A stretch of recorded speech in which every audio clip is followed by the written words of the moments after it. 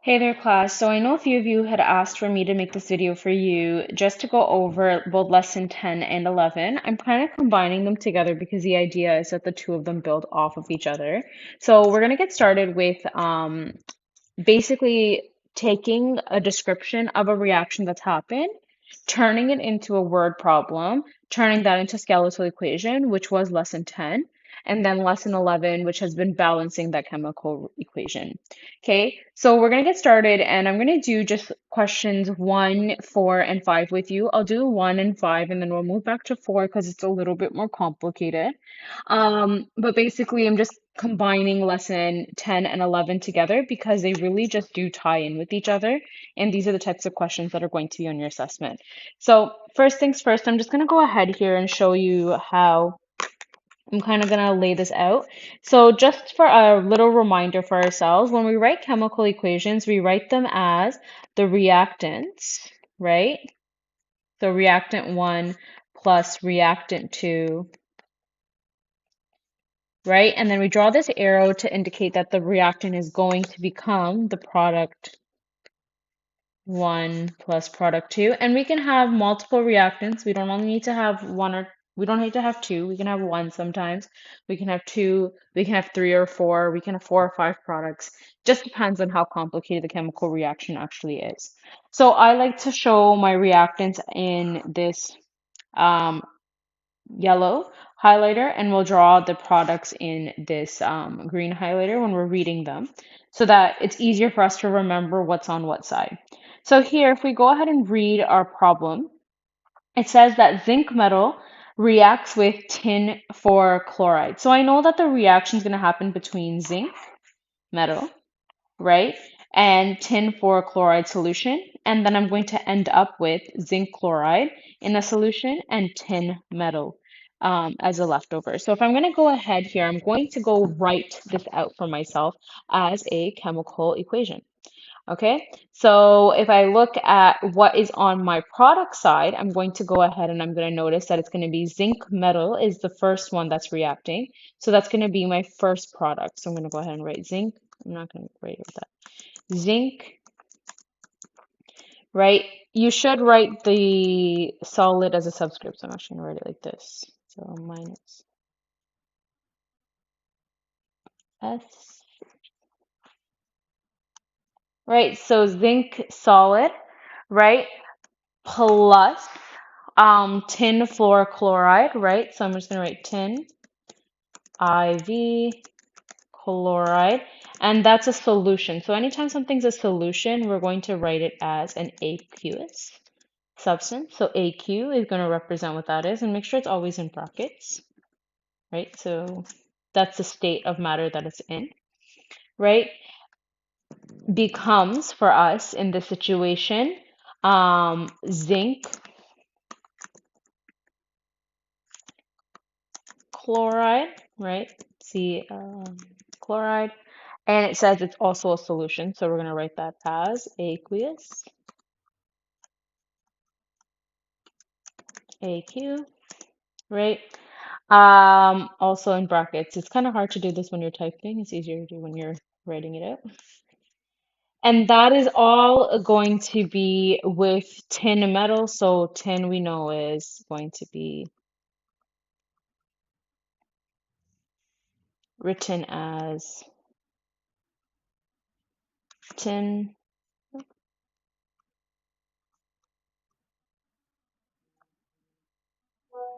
I'm just going to actually write this out because it's not letting me type it. So tin, and it's a metal, so it's going to be solid. Okay, so that is going to be my overall chemical equation in that situation. Okay, so then what I'm going to do is I'm going to go ahead and I'm going to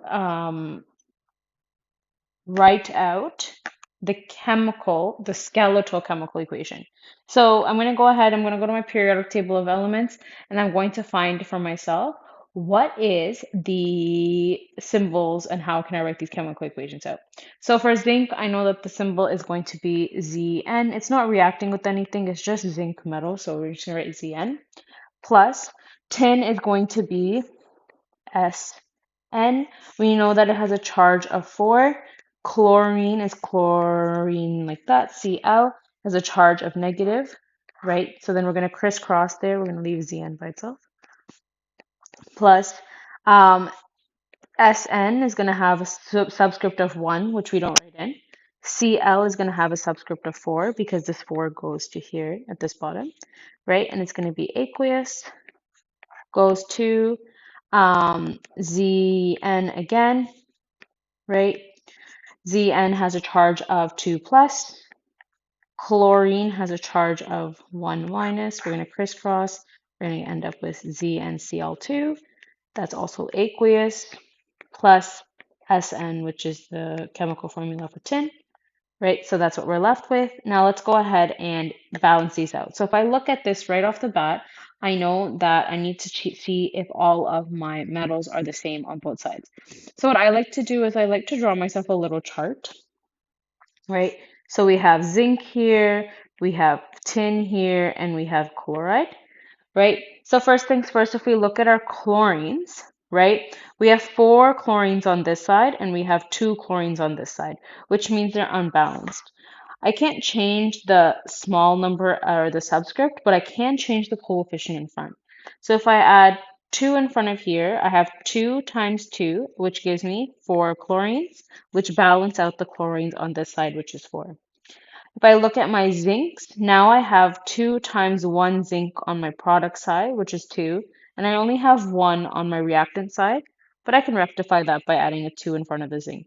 If I look at my tins, I have 1 tin here, 1 tin here. They are already balanced out, so I don't need to add anything in front of the tin.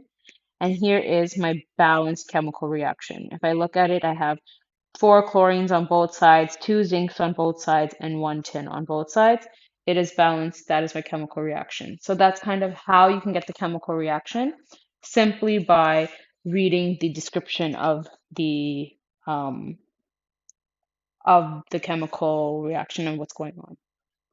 Okay, so let's go ahead and do number 5, which is a little bit easier in the sense that the balancing is easier, but we have a polyatomic now. And I know I have a polyatomic because I can see that nitrate. So let's go ahead and read this. It says silver chloride precipitate and sodium nitrate solution are formed from, this means the products actually came first. So these are products.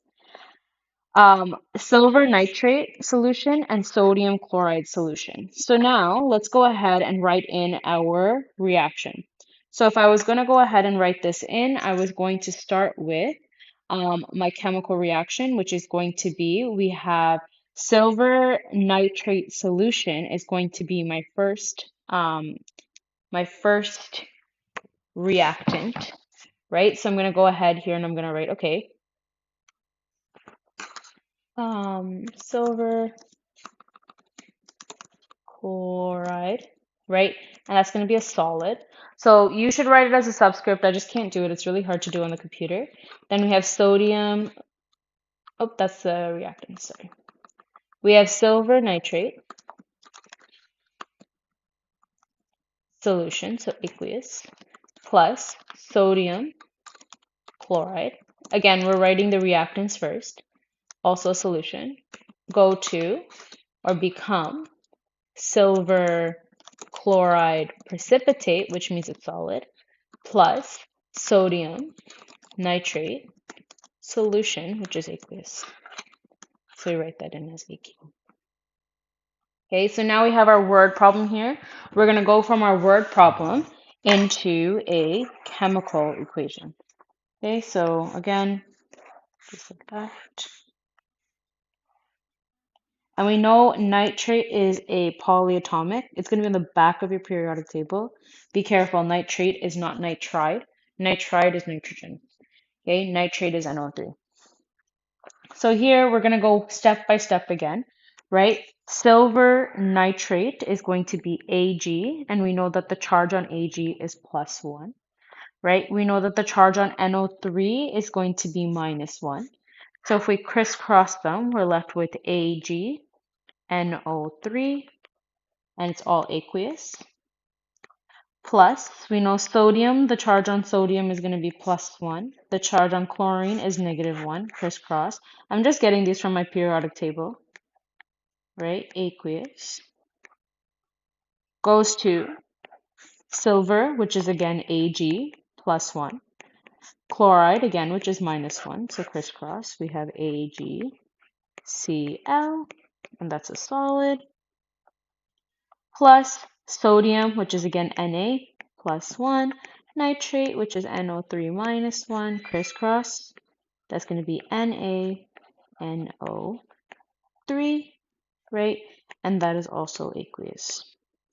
Now we're just going to go ahead and look at our combination of molecules which we have here. So we have Ag on both sides, we have Cl on both sides, we have Na on both sides, and we have an NO3 on both sides.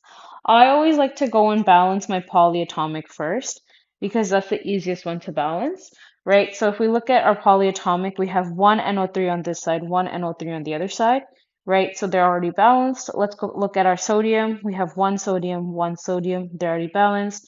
We have one chlorine already balanced, one Ag already balanced. So this equation is already balanced. We don't need to add anything to it. Okay, so there's no extra work that needed to be done here. So what I would say is now take a break because now we've done two types of situations. One where we've had to go make all of them.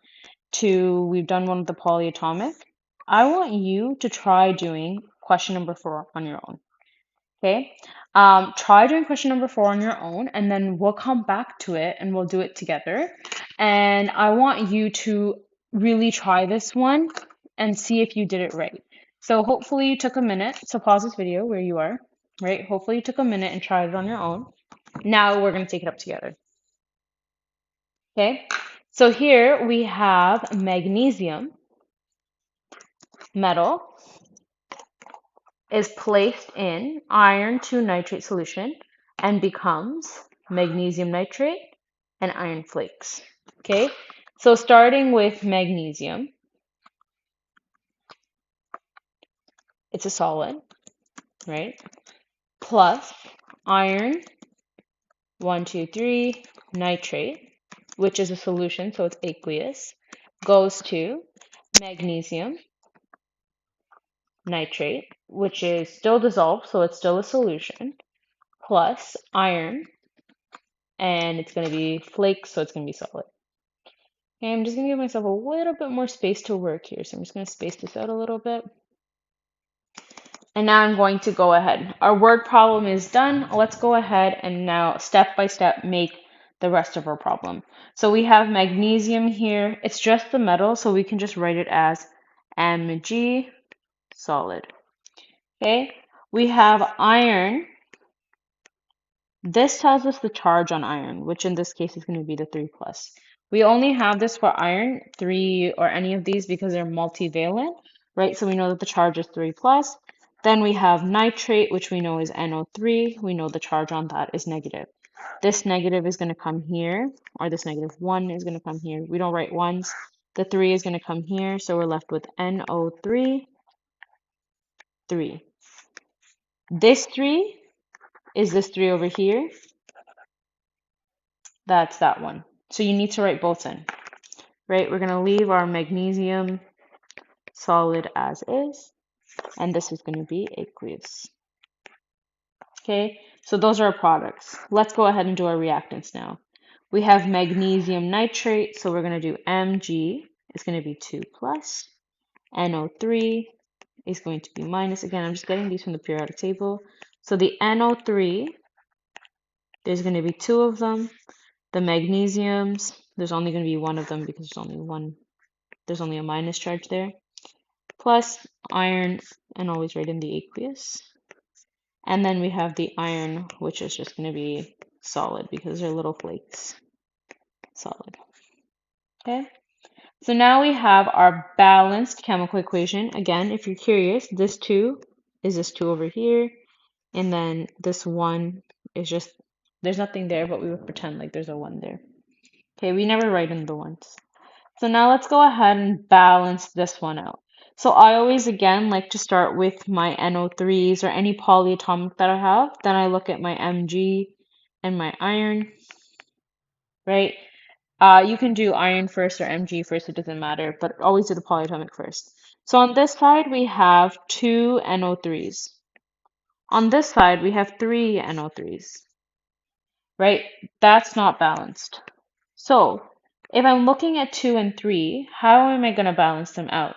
I know that if I add a 3 in front of this molecule, so I add three more NO3s or MgNO3s, right? I'll have 3 times 2 NO3 atoms. So I'll have 6. So in order to get 6 from here, I can just add a 2 in front of the iron nitrate, right? 2 times 3 is going to give me 6. Now my NO3s are balanced, right? My next step is going to be to go balance out my Mgs. I have one Mg on this side, as noticed there, but I have 3 Mgs on this side. What can I do to just balance that out? I can add a big 3 coefficient in front of the Mgs. Remember, you can only add coefficients. You cannot change these little numbers here. You're not allowed to do that. You can only add big numbers at the front. So now these are 2 balanced out, right? If I go and look on my product side, I have 1 iron. On this side, I have 2 irons. I can easily fix that by adding a 2 in front of the iron here and balancing it out. So now, this is my new chemical equation. I have 3 magnesium that react with 2 iron, 3 nitrates, and they will produce for me 3 magnesium nitrates and 2 irons, right? So these are molecular levels. We'll have 3 magnesium molecules that will go into this. They'll react with 2 iron, 3 nitrate molecules, and give us in the end 3 magnesium nitrate molecules and 2 iron molecules. So that's a little bit of how we go into balancing chemical equations. If you just remember this as, especially the balancing part, as we can't make new molecules. They have to come from the environment that we're doing the reaction in, right? So whatever we have on one side of the reactant has to be the same on the other. So if we have 6 nitrate ions on one side, we have to have 6 on the other. If we have 3 magnesium ions on one side, we have to have 3 on the other. So that's how we go about balancing chemical reactions. So hopefully this helps. You should try the rest of this. The solutions are posted in Google Classroom as well. And that's it.